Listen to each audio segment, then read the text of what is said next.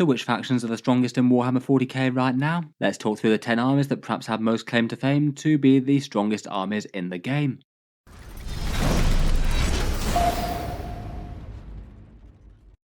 Hello and welcome back to Auspex Tactics, where today we're talking strong Warhammer 40k armies. A few days ago I made a video talking through some of the weakest armies in Warhammer 40k. In this video I thought we'd take a look at the top end of the meta and see which factions are most to fear out there right now.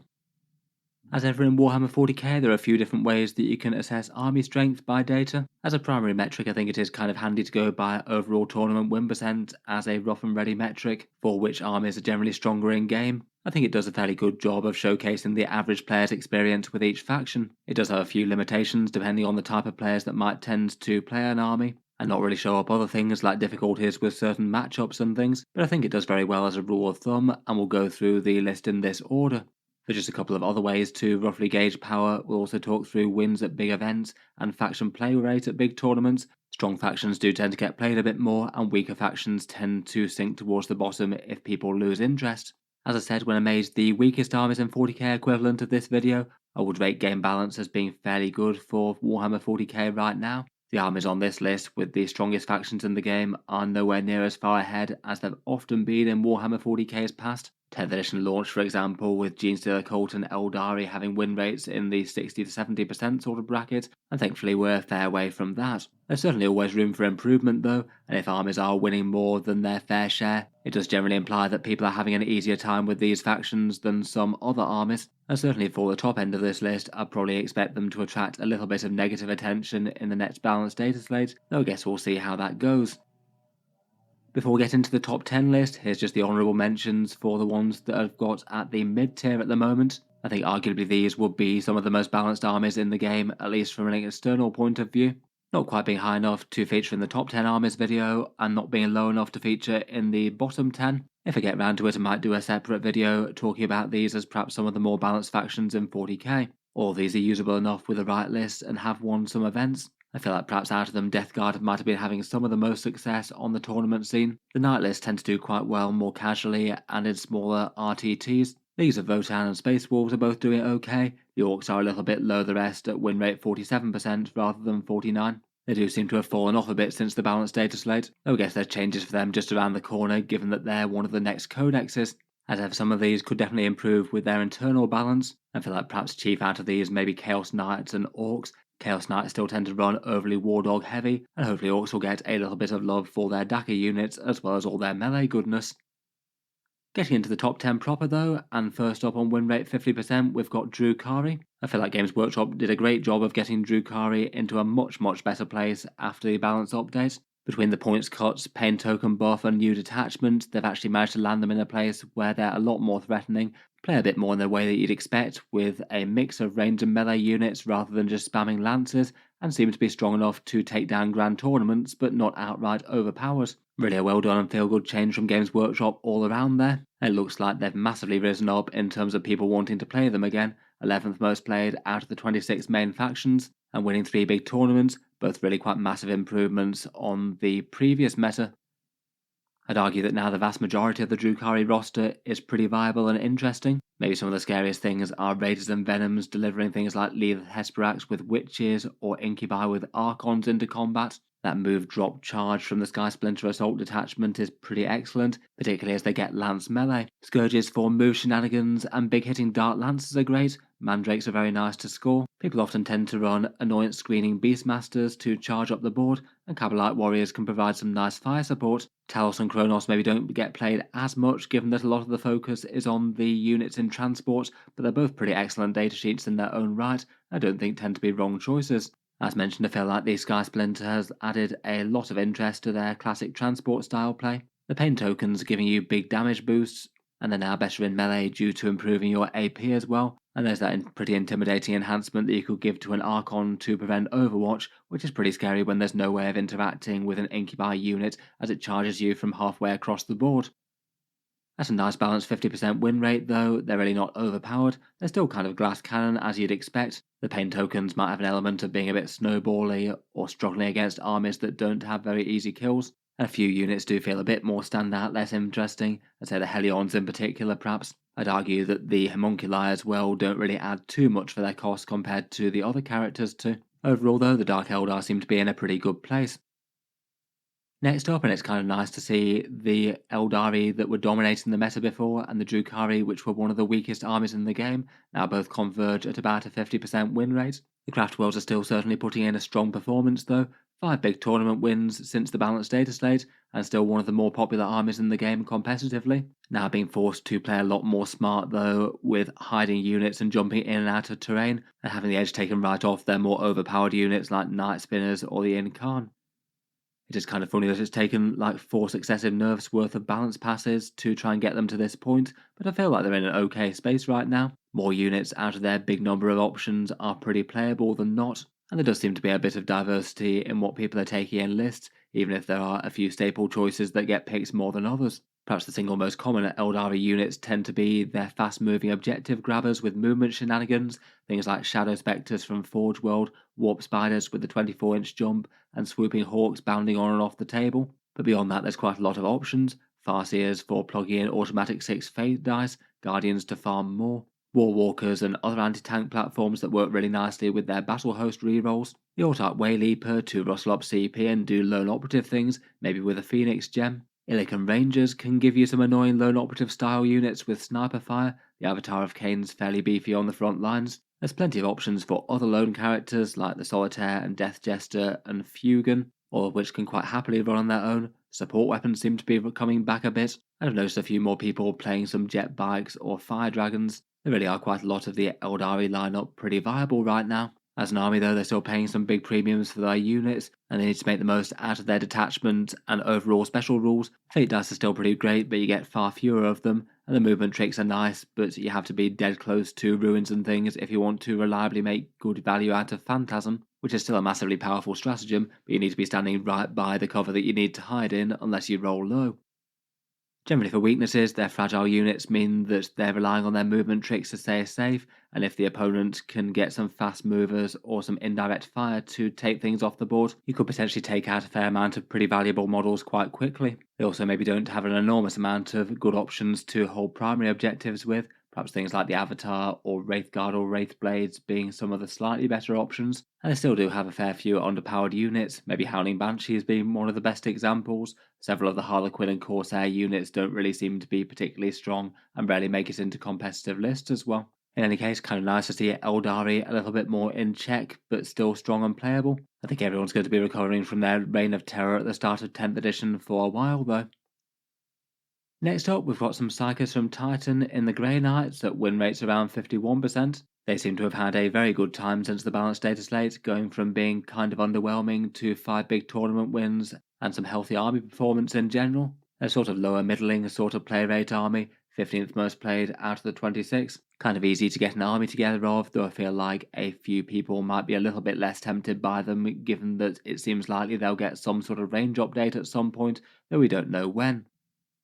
The change that they got in the balanced data slate was Games Workshop trying to make their Dread Knights good again. It does seem that they've managed that by making the heavy Psy Cannons ignore cover and better AP. They actually make them relevant against tanks and vehicles. Plus their melee getting a bit stronger didn't hurt either. It's now a slightly rare tournament list that doesn't include multiple Dread Knights, where it was a rare one that included any at all prior to the balance update. Otherwise, for perhaps better using a few of their teleport tricks on and off the board, Caldor Drago and Brotherhood Librarians leading up Paladin squads or Terminator squads are quite nice. Purifiers with Castellan Crow can still be an interesting close-range deep strike punch to blaze away with a whole load of Purifying Flame, maybe threaten Sigil of Exigence if the enemy moves at all. And the other power armoured units are good as well, the Strike Squad for sticky objectives, and Inceptors to get those power weapons where they need to be.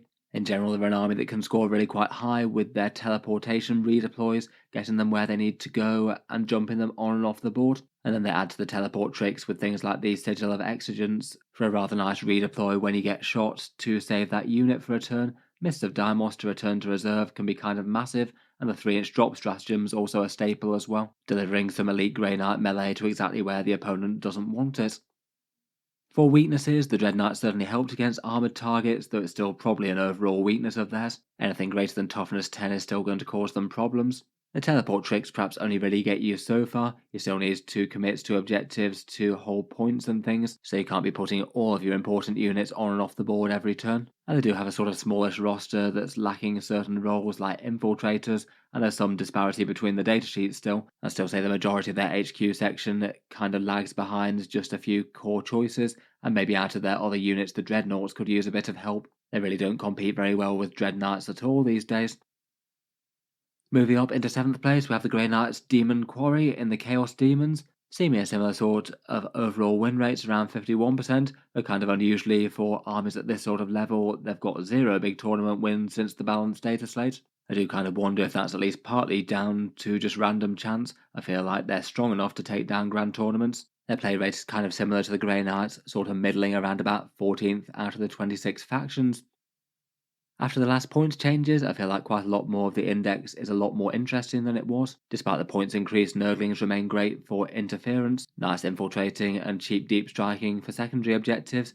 Bellicor still seems to be a very common pick, shielding a good chunk of the army from gun lines turn 1. Most of the greater demons are playable to one extent or another. Shalaxi Hellbane will still kill basically anything she gets in contact with, and the rest are all kind of fine. Lords of Change, Bloodthirsters, Keepers of Secrets. I think that the Great Unclean one with the 4+ Feel No Pain type relic is perhaps particularly standout. That's just a sheer amount of tankiness for the 230 points plus enhancement. For their other units, Blood Crushers seem to be fairly strong as a standout damage dealer people tend to take. I remember there was that entirely Khorne list that did well at a grand tournament recently, featuring 3 big units of them. But out of the other lesser demons, there's plenty of other interesting stuff. Flamers are quite nice for skirmishing with enemy objective holders. Plague Bearers or perhaps Horrors are quite tanky for points. Celeste is rather nice just for the resurrection and the damage. And they do have some disruptive lone operatives as well. Chaos Demons all get Deep Strike, so can be dropping all over the board. Their Shadow of the Warp allows them to get close range Deep Strikes, so potentially charges that you can't do much about. And I've got some good stratagems for the Deep Strike manipulation, another drop 3-inch stratagem and return to reserve stratagem, plus lots of invulnerables out there do make them interesting. If anyone's paying an over amount for a whole load of AP to counter big Space Marine saves and things, then the demons don't really care about that. That does come with the flip side that they tend to be unusually damaged by low AP volume fire, and invulnerable saves mean that you don't get much benefit from the fairly easily available cover in 10th edition. I guess other weaknesses of the army are lesser range support, where you don't have too much besides allying in War Dogs. And if you play against opponents that can fairly comfortably hold the mid-board and deny you Shadow of the Warp, that could mean that your close-range charges aren't very easy to get. Overall, they don't seem to be in a particularly bad place though. They're winning more games than they aren't. It does seem that actually taking down big events on the top tables isn't as easy for them as some other factions. I feel like we'll see some grand tournament wins for them before too very long. Moving on and ranking in 6th here, we have the Tau Empire. Win rates are around 52%, so doing really quite well even prior to their codex. 4 big tournament wins since the balanced data slate, and they're a fairly popular faction and are being played a good amount, 8th out of the 26 factions right now. Overall, I feel like the Tau internal balance has been really quite good for a while now. Most things really quite usable, even if maybe a few things are weirdly cheaper than you might expect in-game. Tau are in a bit of a weird spot at the moment though. They've got their new codex rules fully unveiled, but they haven't really gone live yet, given that we don't have the digital points for their new units or anything like that. So at the moment in competitive play, people are still playing with the index, the carry-on detachment, and masked cyclic iron spam for crisis suits, amongst all their other options. Otherwise, for tournament staples, Tetras tend to be near auto-include for guiding.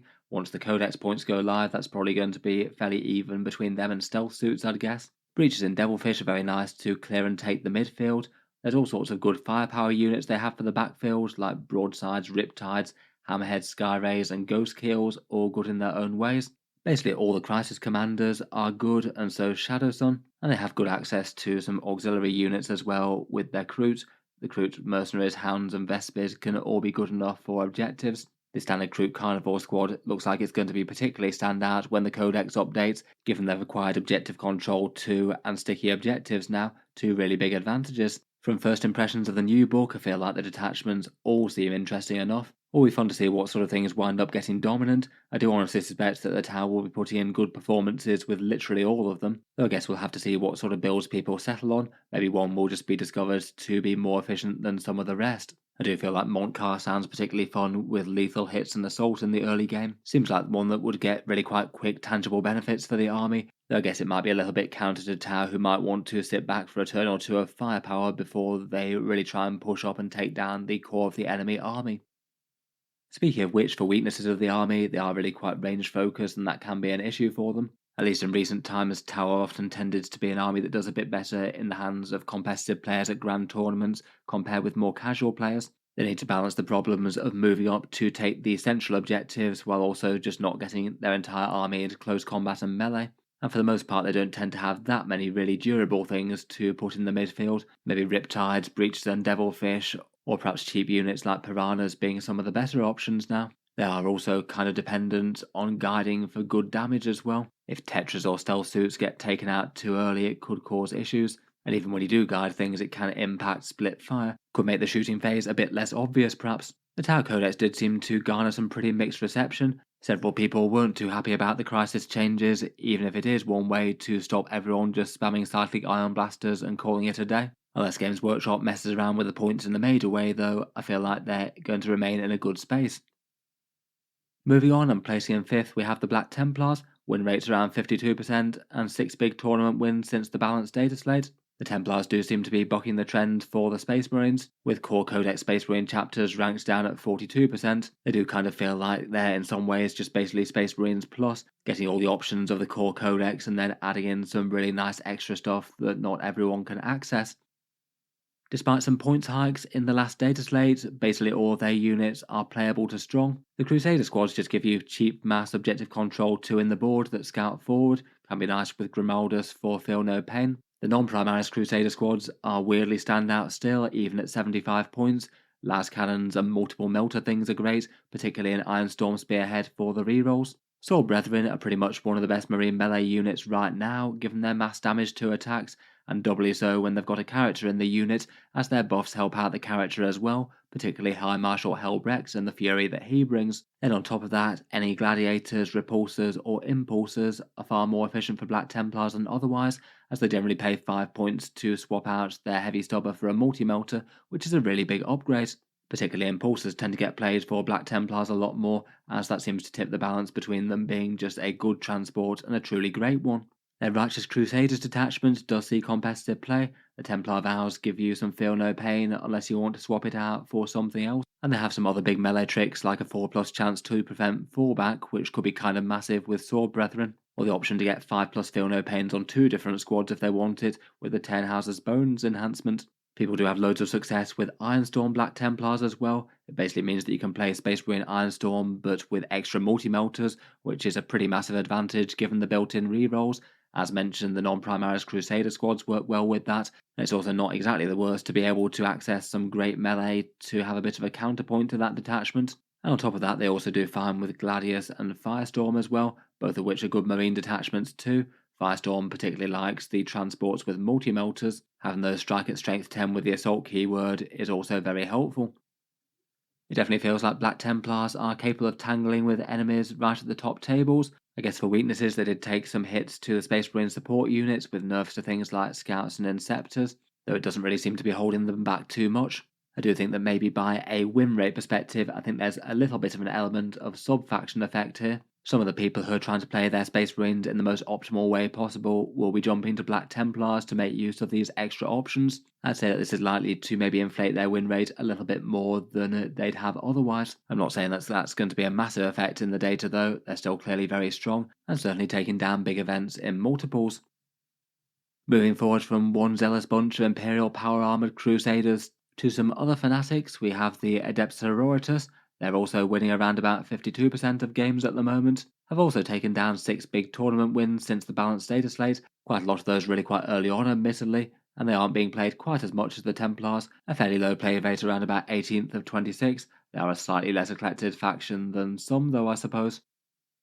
The Sisters I feel like Games Workshop's moving towards getting them a lot more right than they were before the balanced data slate. Towards the start of 10th edition, they've just been a bit weirdly over-reliant on their armour. Lots of zealous tank spam with castigators and exorcists, though it did feel that the points changes that Games Workshop made fell on a lot of the right stuff, making a lot of their elite infantry far more tempting. As a result, it seems that Sisters of Battle armies do genuinely vary really quite a lot from one to the other. Perhaps one of the single biggest staples might be Morven Val and a unit of Paragon warsuits, which seem borderline auto-include, but there are a lot of good options after that. Most lists take at least one Battle Sister squad to help farm command points, maybe using immolators to split them into smaller units. Seraphim and Zephyrim are nice and cheap and can jump around for secondaries.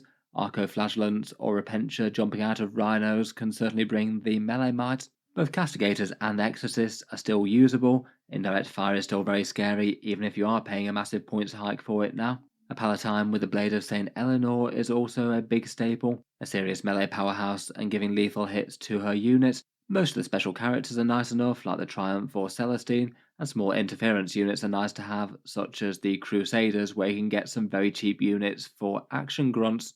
Otherwise, for stronger rules, their miracle dice are really quite nice and can make single melter weapons do wonders against big tanks. There's plenty of nice stratagems, including a good +1 to wound in melee, which is very good and uncomplicated, plus a rather powerful option to force an enemy unit to attack just one of your units. Could be nice if you divert a big scary melee threat and make them attack nothing but Crusaders. And there's a couple of other enhancements that are quite commonly played for miracle dice manipulation, either generating more on one character death or being able to try and have some control over negating low results.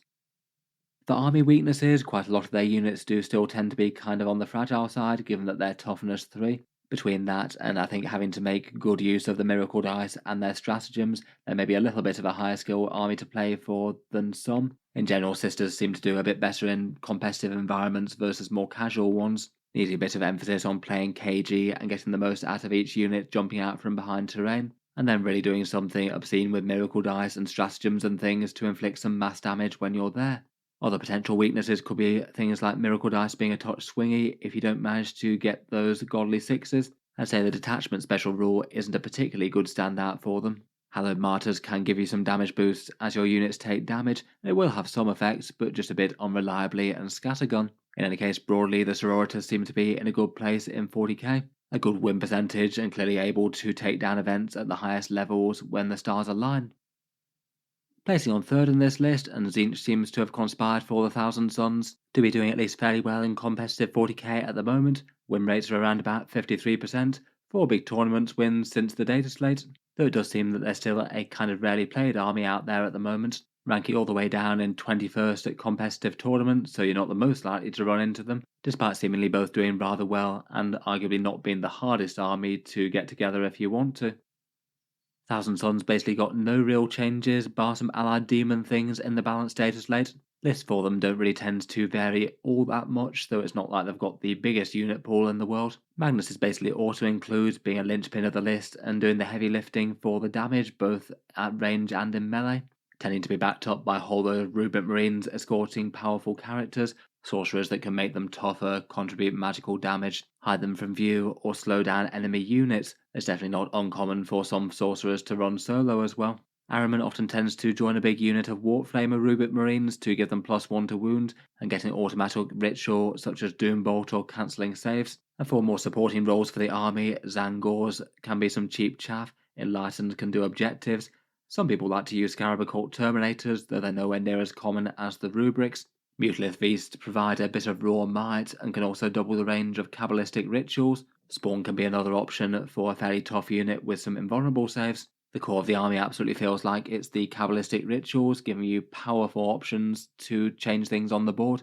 Double moves, cancelling saves, and Doom Bolts can all be pretty game changing. You can potentially snipe lone operatives at extreme range with Doom Bolt, which is pretty intimidating. For enhancements, they're all good, but the Umbrellific Crystal maybe stands out to redeploy a big unit of Warp Flamers, and Magnus is pretty excellent for a focus of stratagems and rituals, cancelling failed saves, or getting massive rerolls on his magical damage.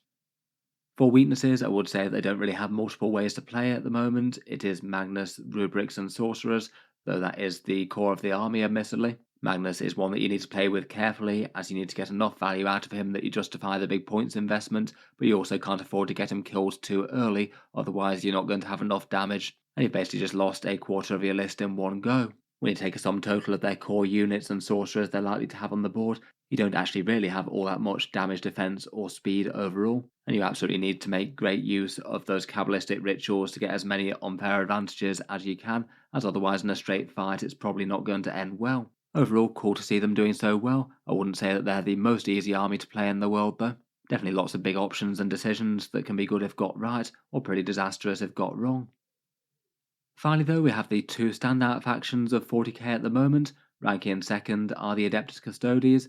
Win rates are around about 55%, 6 big grand tournament wins since the balanced data slate, and competitively being the second most popular army in the game. Really quite strong, and the focus of their list tends to be on the Games Workshop kits at the moment. So as ever with Custodes, not really too hard to get an army of them together if you want to, with relatively few miniatures to paint up. For their stronger units currently, lists almost always tend to build around a core of Custodian Guard, Alaris Terminators, and Custodian Wardens, mostly armed with very heavy emphasis on Guardian Spears, maybe the Custodian Guard switching in some Vexillas or the odd shield perhaps. Heading up those units are some combination of the Blade Champion, Shield Captured on foot for some stratagems, and Trajan Valoris, who's perhaps a particularly nice meta pick to help counter Catan. And then to back them up, you've got Sisters of Silence for actions and objectives. Nice cheap small units there. Keria Draxus is really quite tempting to lead Custodian Guard, as her shooting rules work really well with their boosts. And the Calidus Assassin can be powerful to jump on and off the table doing secondaries. If you want some dedicated anti-tank, it's probably Caladius tanks from Forge World, and they still remain pretty scary and efficient for that role. In general, Custodians tend to operate as a bit of a stat check sort of army, generally asking the question, can you deal with this sheer amount of golden armor standing on the midfield objectives that's going to hit you very hard with Guardian Spears if you get there? Their unit profiles really are quite intimidating. Toughness 6, a 2+ save, 4+ invulnerables, and their defense against mortal and devastating wounds, plus some scary defensive options like -1 damage, reviving Custodians, and Wardens just getting obscenely tanky for one turn. There's not really too much getting around that Custodians are one of the single strongest armies in the game right now. They're definitely a challenge for a whole load of armies to overcome, particularly ones that don't really have the damage to deal with their chunky stat lines that well, and maybe things that might over-rely on melee to get things done, where the Custodians can threaten to fight first on objectives. Still though, they are maybe a bit predictable as to what they're going to do and won't operate too differently from game to game, so you kind of have the enemy army do pretty maximal things that they want to try and get the job done. And in general, just big, chunky, easy to play armies like this tend to be a bit better in casual versus competitive settings, where maybe raw might and stats is going to be enough to take down the enemy, as opposed to clever tricks. Being really quite elite, besides the odd Sisters of Silence unit, can cause issues as well. If you're going very heavy on the golden power armor, you might not have all that many units for screening or chaff units for objectives, which could cause some problems. Finally, that just leaves us with one army, and it seems that the Necrons are winning 40k at the moment. Kind of predictably after the balanced data slate, when it did feel like it was probably a bit of a no-brainer to at least charge a little bit more for those Catan, but Games Workshop decided just to leave them as is for the next few months. By all metrics, it does seem like they're the single strongest army in the game, a win rate of 56%, 14 big tournament wins, so considerably more than anything else, and also being the most played army in the game, maybe not too surprising given that they're both popular and strong right now. Between all that, it does look like Necrons are the easiest army to win with currently, though even with those big numbers though, they're nowhere near as broken as other things have been in the game in the past. 56% wins really isn't all that insurmountable. Two players of similar sort of skill with top lists are going to face some pretty stiff competition for taking the game, scary Catan or not. For stronger units for the faction, Catan just are very hard for some armies to play against. Massive damage dealer models with a 5+ feel no pain, -1 damage and big invulnerable saves are just hard to kill. In particular, adding in the Nightbringer and a Void Dragon to just about literally any Necron list often tends to add strength rather than take it away. They are kind of slow to get to where they need to be, but most of the time that's a price worth paying just for moving up to the midfield objectives and killing whatever they find there. Otherwise, Wraiths and Technomancers are pretty great frontline units, capable of taking a big punch and still destroying most normal-sized enemy infantry units. Immortals are one of the better units to build around with lots of different character support. Things like Illuminor Seras, Chronomancers or Plasmancers stand out. They do have some good long-range fire support, Locust Destroyers and Heavy Destroyers, maybe Doomstalkers in Canoptech Court, plus some nice objective scoring chaff. Death Marks and cheap Scarab Swarms can help with that, or individual Locust Destroyers at just 30 points. For strong rules, the reanimation protocols definitely add some power.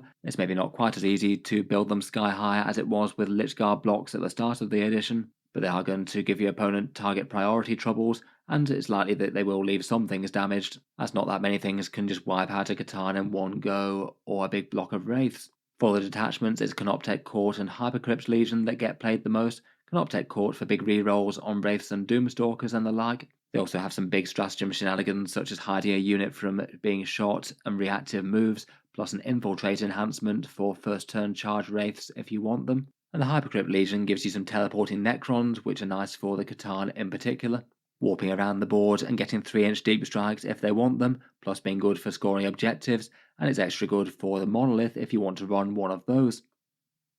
Overall, between all that, it does seem that the Necrons are the army to beat right now. I feel like perhaps their biggest downsides are really quite bad internal balance right now.